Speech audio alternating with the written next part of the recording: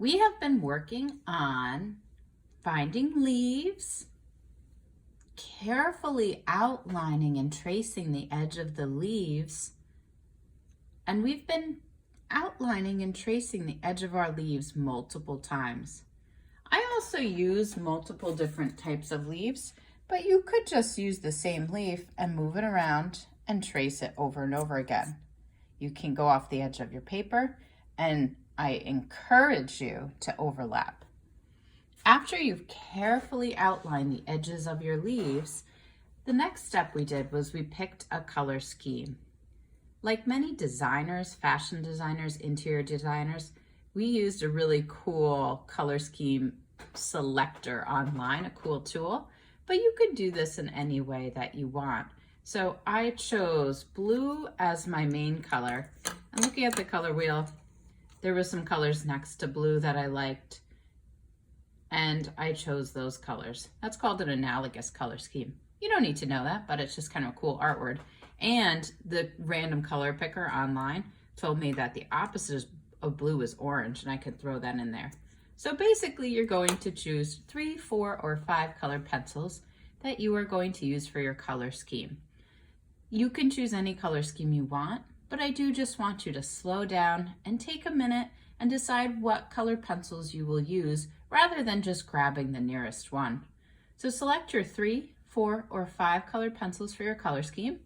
And when you start coloring, rather than coloring in the full leaves, you're now going to re-look at your drawing in a new way, and you'll start to find all these little random new shapes.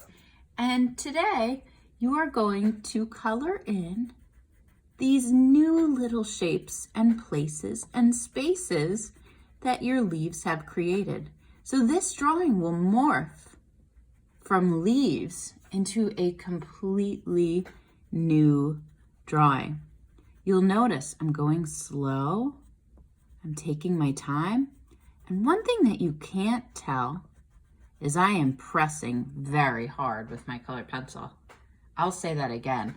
I am pressing very hard with my colored pencil. And I'm stopping when I get to the edge of the line, and I'm just filling in each new shape with a different color.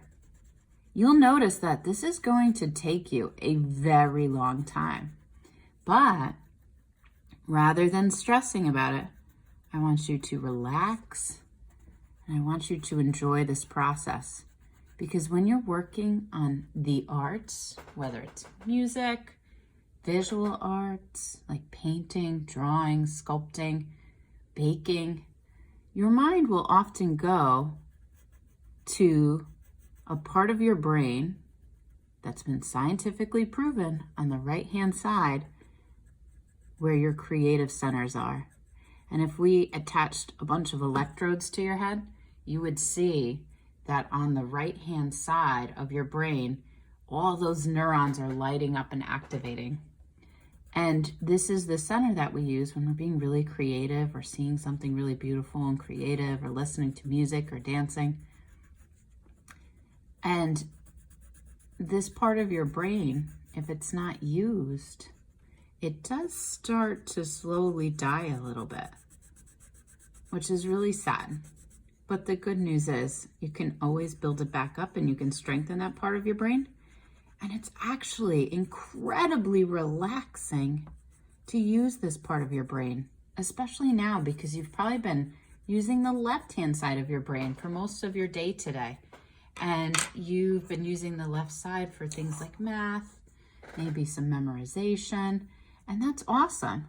But when you start to use the right side of your brain to make some art, you're gonna find that you actually feel really calm and relaxed. And it's almost like helping your brain to balance and to take a break and to feel good, strengthening the right side and giving that left-hand side a break. So instead of trying to rush through this, try to enjoy the process. It's almost a little bit like meditation. People enjoy coloring because it's actually really good for you, especially during stressful times in your life or when you're feeling anxious. So please enjoy the process. Go slow, Feel free to turn your paper. And remember, push hard with your colored pencils, and they're going to look a lot like paint. Enjoy.